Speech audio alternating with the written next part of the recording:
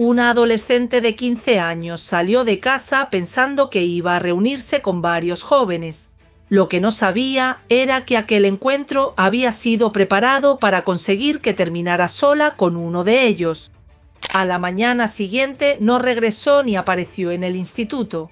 Mientras su familia y todo un pueblo comenzaban a buscarla, la persona que sabía exactamente qué había ocurrido fingía estar preocupada por encontrarla. Horas después, su cuerpo apareció, y serían unos mensajes y un coche prestado durante apenas 20 minutos los que terminarían señalando al responsable. Te invito a quedarte hasta el final para conocer todos los detalles de esta historia que ocurrió en España. Hola a todos, soy María, bienvenidos a mi canal, bienvenidos a Archivo Criminal. Muchas gracias por vuestro apoyo y por hacer crecer esta familia. Os invito a que me acompañéis a conocer los detalles de esta nueva historia y luego podéis dejar vuestros comentarios sobre el caso. Contadme desde dónde me estáis viendo, dejad vuestro me gusta y suscribíos si queréis seguir escuchando más historias reales que revelan el lado más oscuro de la realidad. Sin más, comencemos.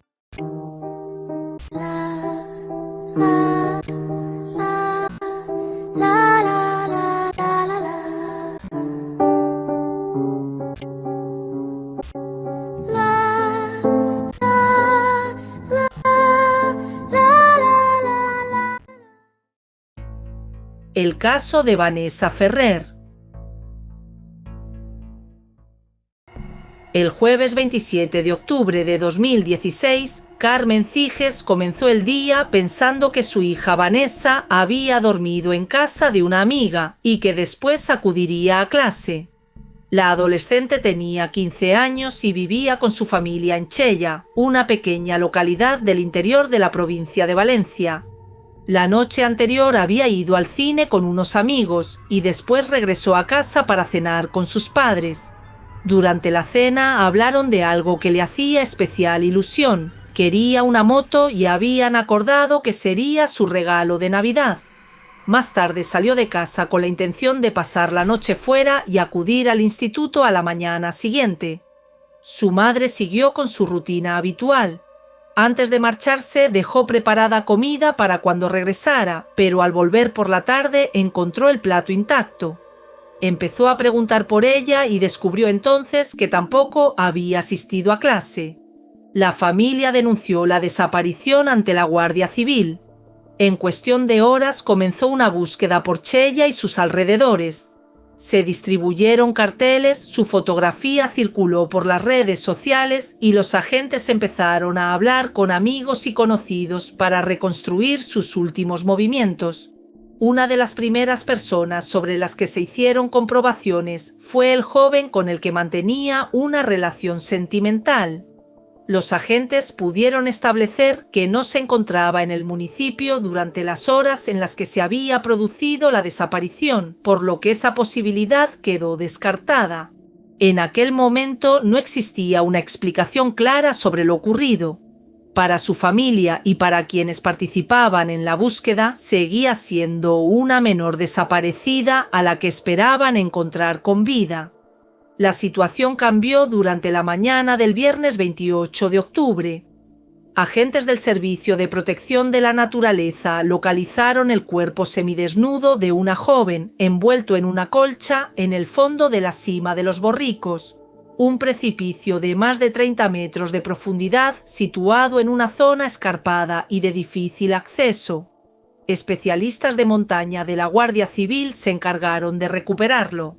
Durante un breve periodo todavía era necesario determinar si aquel hallazgo estaba relacionado con la desaparición que mantenía en vilo al municipio. La identificación mediante las huellas dactilares despejó finalmente la duda. Era Vanessa Ferrer. La búsqueda había terminado, ahora había que averiguar qué le había ocurrido. La víctima que los investigadores trataban ahora de situar durante sus últimas horas era la hija menor de la familia Ferrer y tenía una hermana mayor, Alba. Quienes la conocían la describían como una joven alegre, espontánea y generosa. Su hermana recordaría especialmente sus ganas de vivir y su tendencia a implicarse cuando consideraba que alguien sufría una injusticia. Dentro de casa había asumido responsabilidades importantes para su edad. Ayudaba a cuidar de su abuela enferma de Alzheimer y colaboraba en los cuidados de su padre, Jorge Jesús Ferrer, que había quedado inválido después de sufrir un accidente cuando ella era pequeña. También sentía una especial pasión por los animales y quería convertirse en veterinaria. Su muerte provocó una profunda conmoción en Chella. El ayuntamiento decretó 3 días de luto oficial y la familia recibió asistencia psicológica. Mientras sus allegados y el municipio trataban de asumir lo ocurrido, la Guardia Civil regresó a las últimas horas de la adolescente. Para averiguar cómo había terminado en la cima de los borricos, los agentes necesitaban saber con quién había hablado, con quién había quedado y qué había hecho después de salir de casa. La investigación comenzó por reconstruir las últimas horas de Vanessa y por identificar a las personas con las que podía haber mantenido contacto antes de desaparecer. En una localidad pequeña como Chella, muchos de los jóvenes se conocían y compartían grupos de amigos, por lo que los agentes fueron recogiendo testimonios y contrastando las versiones de quienes habían formado parte de sus planes aquella noche. El objetivo era determinar qué había hecho después de salir de casa y, sobre todo, establecer quién podía haber sido la última persona que la había visto con vida. Para ello, además de hablar con amigos y conocidos, la Guardia Civil comenzó a revisar las últimas comunicaciones de la adolescente. Entre esos mensajes apareció uno que hizo que los investigadores prestaran atención a un nombre concreto. Vanessa había escrito a una amiga explicándole que aquella noche iba a encontrarse con un grupo de jóvenes. Entre las personas que mencionaba estaba Rubén Maño Simón, de 21 años, a quien conocía a través de amigos comunes. El nombre adquirió interés cuando los investigadores contrastaron aquel mensaje con lo que él había contado durante las horas en las que todavía se buscaba al adolescente. Según su versión, había quedado con Vanessa y otras personas para fumar, pero ella finalmente no se había presentado. Las dos informaciones no permitían todavía saber qué había ocurrido, pero planteaban una cuestión que la Guardia Civil necesitaba resolver. Si Vanessa había anunciado que iba a acudir a aquel encuentro, había que comprobar si realmente se había producido y quién había estado allí. Los agentes comenzaron entonces a reconstruir los movimientos de las personas que formaban parte de aquellos planes y a buscar cualquier elemento que permitiera saber qué había ocurrido durante esas horas. En esas averiguaciones apareció el testimonio de un amigo de Rubén. Durante la noche de la desaparición había recibido más de 70 mensajes de WhatsApp en los que éste le pedía insistentemente que le prestara su coche. El joven se negó varias veces, pero finalmente terminó conduciendo hasta la vivienda de Rubén. Allí volvió a preguntarle para qué necesitaba el vehículo con tanta urgencia. Según declararía posteriormente, el joven le explicó que quería utilizarlo para mantener relaciones sexuales con su expareja. Su amigo aseguró que no llegó a entrar en la vivienda ni vio lo que ocurría en su interior. Finalmente accedió a prestarle el coche y se marchó a esperarlo. Aproximadamente 20 minutos después, Rubén regresó con el coche.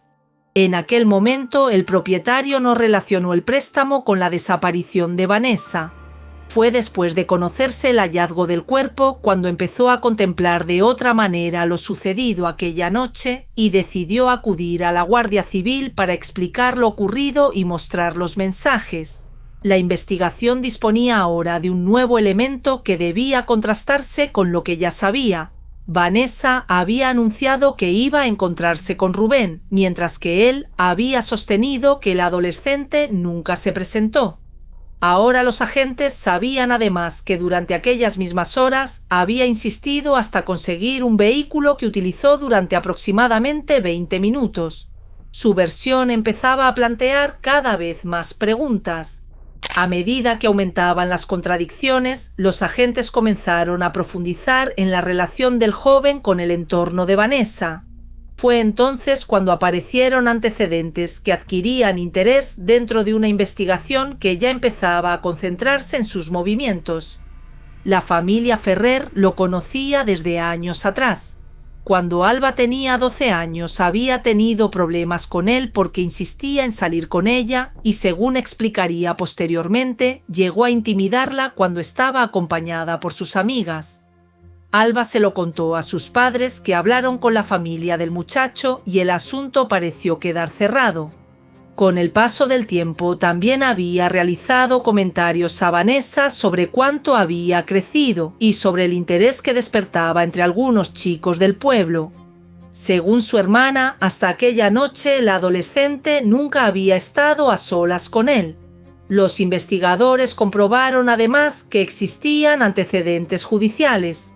En octubre de 2015 había sido condenado por lesiones y maltrato contra una expareja y se le había impuesto la prohibición de acercarse y comunicarse con ella. Nada de aquello demostraba por sí solo que había ocurrido con Vanessa. Por eso los agentes continuaron concentrándose en sus actuaciones durante la noche de la desaparición y en las horas posteriores. Mientras familiares, amigos y vecinos buscaban a la adolescente, el joven había negado haber estado con ella y había enviado mensajes mostrando preocupación por su paradero. Las piezas empezaban a acumularse, aunque todavía faltaba saber qué había ocurrido después del encuentro. Antes de que los agentes consiguieran despejar esa incógnita, se produjo un avance inesperado. Rubén habló con su padre y le contó lo que había hecho. Tras conocer lo ocurrido, su padre decidió llevarlo ante las autoridades. Allí, el joven reconoció su responsabilidad en la muerte de Vanessa y quedó detenido. La confesión confirmaba que había estado con la adolescente y que tenía una relación directa con su muerte, pero no aclaraba todavía qué había sucedido dentro de la vivienda. Además, las explicaciones que ofreció fueron cambiando. Inicialmente presentó la muerte como accidental y sostuvo que había sujetado a la menor con demasiada fuerza durante una discusión. Posteriormente afirmó que habían mantenido relaciones sexuales consentidas. También aseguró que aquel día había consumido cocaína, marihuana y alcohol, atribuyendo a esas sustancias sus lagunas de memoria y su falta de control. Un médico forense lo examinó y determinó que estaba en condiciones de declarar. Cuando compareció ante el juzgado de Xàtiva, insistió en que había estrangulado accidentalmente a la adolescente durante una discusión y que no había tenido intención de matarla. La jueza decretó prisión provisional sin fianza. La Guardia Civil sabía ya quién había causado la muerte de Vanessa. Lo que todavía debía establecer era qué había ocurrido antes, durante y después, y hasta qué punto las distintas versiones del detenido podían sostenerse frente a las pruebas. Los análisis comenzaron a poner a prueba esas explicaciones. Los estudios incorporados a la causa no respaldaron el consumo de drogas en los términos descritos por el detenido. Los especialistas tuvieron también en cuenta su comportamiento posterior a la muerte. Había sido capaz de tomar decisiones y de realizar distintas acciones destinadas a ocultar lo sucedido. Una conducta relevante para valorar el grado de alteración que aseguraba haber sufrido. La autopsia aportó información mucho más determinante. Los médicos forenses encontraron lesiones compatibles con una agresión sexual vaginal y anal producida en un momento muy próximo a la muerte. También estudiaron los golpes presentes en la cara y la cabeza de la víctima y concluyeron que se habían producido cuando todavía estaba viva. Aquellos resultados permitían descartar que todas las lesiones se hubieran originado accidentalmente al mover o arrojar el cuerpo después de la muerte. También cuestionaban algunas de las versiones que el detenido había ofrecido desde su confesión. Las pruebas forenses permitían ahora contrastar esas declaraciones con el resto de las evidencias reunidas durante la investigación. Solo entonces fue posible establecer una secuencia completa de lo ocurrido.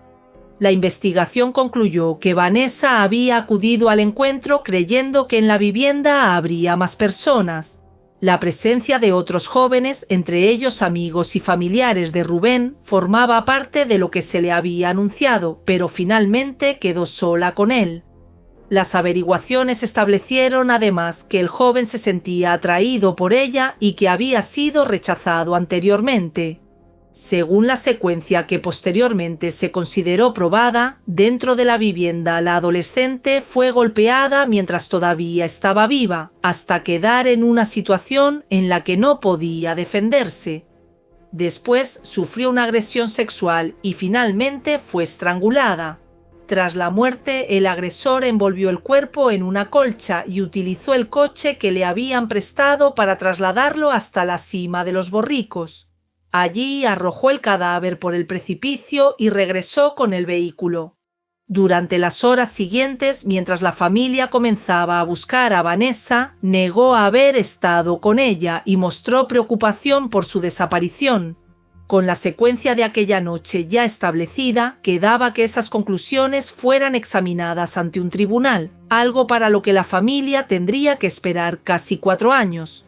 El 3 de noviembre de 2016, cientos de personas acompañaron a la familia durante el funeral de Vanessa en Chella.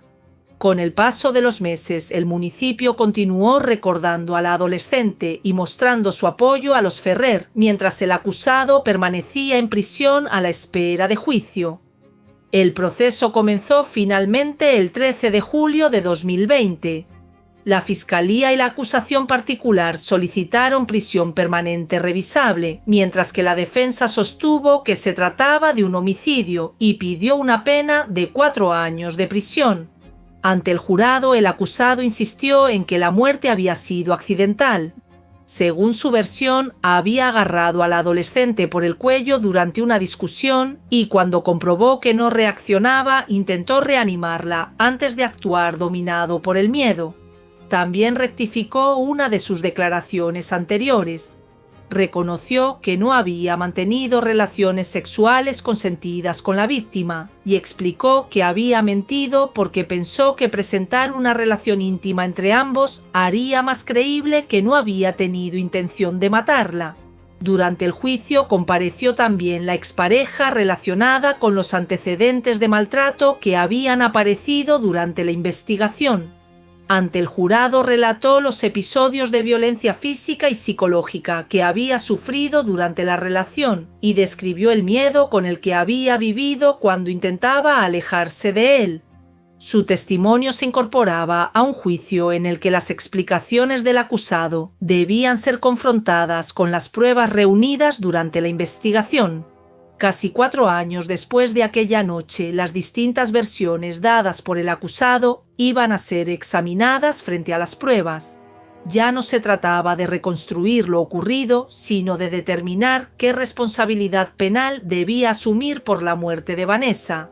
Los médicos forenses ratificaron ante el tribunal las conclusiones de la autopsia.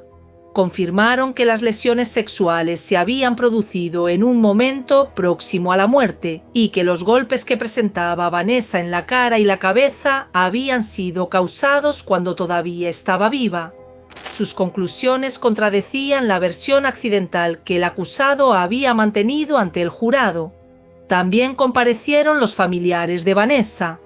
Alba describió a su hermana como una joven alegre, natural, generosa y con muchas ganas de vivir, y explicó el deterioro que su muerte había provocado en la familia. Jorge relató la ayuda que recibía diariamente de su hija debido a su discapacidad y hasta qué punto su ausencia había transformado sus vidas. Tras escuchar los testimonios y examinar las pruebas presentadas durante el juicio, el jurado comenzó a deliberar. El 23 de julio de 2020 comunicó su decisión. Consideró probado que el acusado había conseguido que Vanessa acudiera al encuentro haciéndole creer que habría otras personas en la vivienda, una circunstancia relevante para apreciar la alevosía. También rechazó que el consumo de drogas y alcohol hubiera afectado de manera significativa a su voluntad o a su capacidad para comprender lo que hacía. El jurado declaró a Rubén Mañó Simón culpable de asesinato, agresión sexual y profanación de cadáver. Casi 4 años después de la muerte de Vanessa, un tribunal consideraba probados los hechos que la investigación había ido reconstruyendo desde su desaparición. Pero el veredicto todavía no cerraba el proceso. Quedaba determinar cuál sería la condena y si las decisiones adoptadas por el jurado resistirían los recursos que aún podían presentarse. En agosto de 2020, la Audiencia Provincial de Valencia impuso prisión permanente revisable por el asesinato.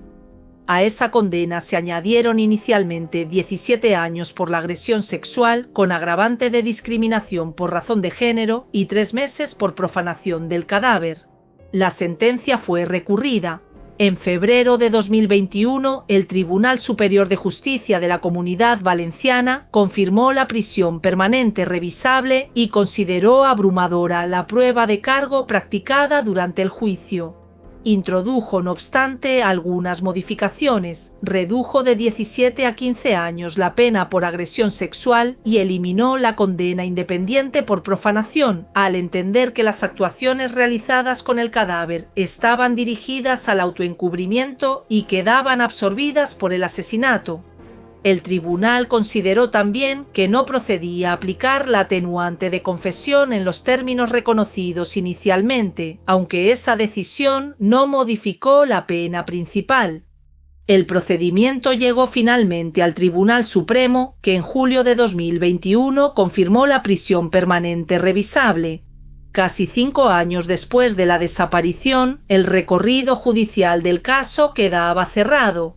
Para la familia, sin embargo, la sentencia no podía poner fin a las consecuencias de aquella noche.